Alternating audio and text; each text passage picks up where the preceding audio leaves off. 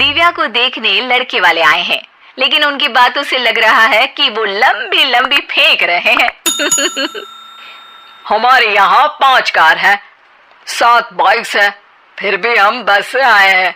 वो क्या है ना कि हमें दिखावे का बिल्कुल शौक नहीं है। बड़ा नेक ख्याल है बेटा। लेकिन खुद की गाड़ी में बैठना दिखावा थोड़ी ना होता है।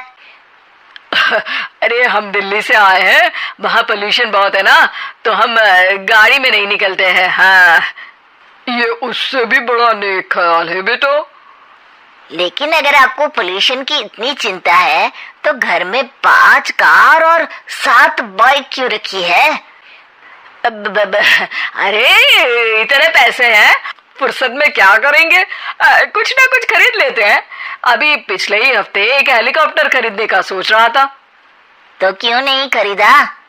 अरे उसके पंखे हवा ज्यादा देते हैं, हमारी माँ को ठंड बहुत लगती है ना, अब बुजुर्गों का ध्यान रखना पड़ता है ना। अरे वाह वाह, ये तो बहुत बड़ा ऊंचा और नेक ख्याल है। हम कैसे मान ले कि ये लोग झूठ नहीं बोल रहे? अरे हमारा परिवार झूठ नहीं बोलता। दिल्ली शहर में किसी से भी पूछ लीजिएगा, हमारे बेटे का बड़े लोगों में उठना बैठना है। हाँ। अरे छोटो चुप रह, इतने बड़े लोग हैं, झूठ क्यों बोलेंगे?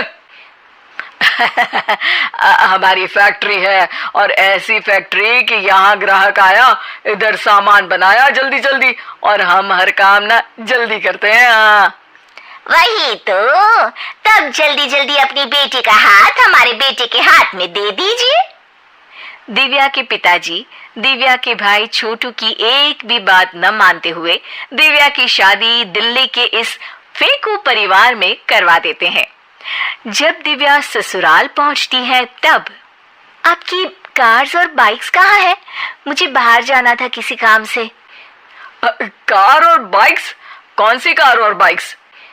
अरे जब आप मुझे देखने आए थे तो कहा था ना कि आपके यहाँ 5 कार्स हैं और 7 बाइक्स हैं। हाँ हाँ उस दिन थी, आज नहीं है। है? आज कहाँ गई? अरे जिनकी थी वो ले गए। मतलब वो आपकी नहीं थी? आपने तो कहा था हमारे घर पर है।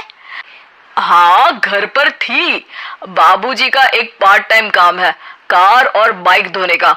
उस दिन घर पे 5 कार और 7 बाइक्स थी तो बोल दिया था। अरे झूठ थोड़ी ना बोला है, जैसा था वैसा बोल दिया। और वो हेलीकॉप्टर खरीदने वाली बात, वो झूठ थी क्या?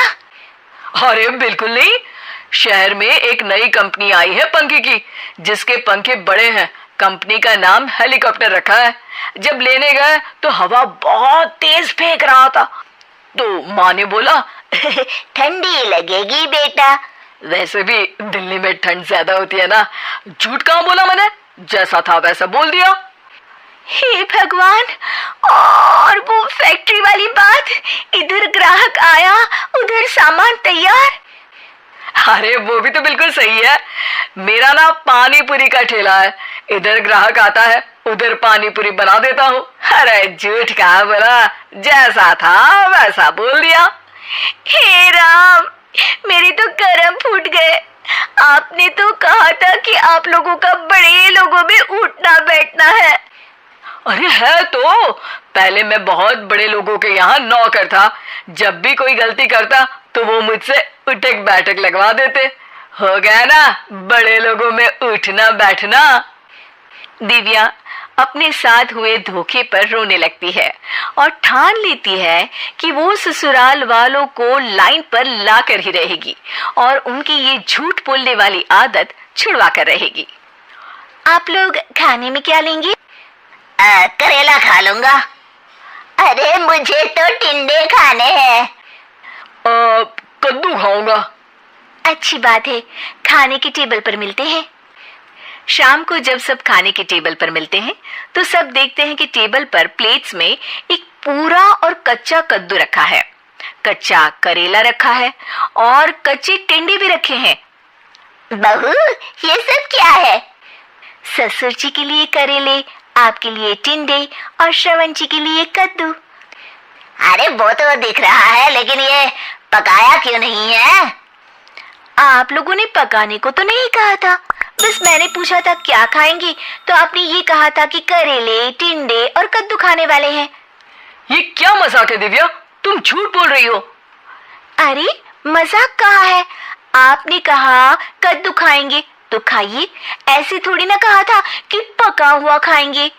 और वो आप क्या कहते हैं, जैसा था वैसा बोल दिया, झूठ कहाँ बोला मैंने।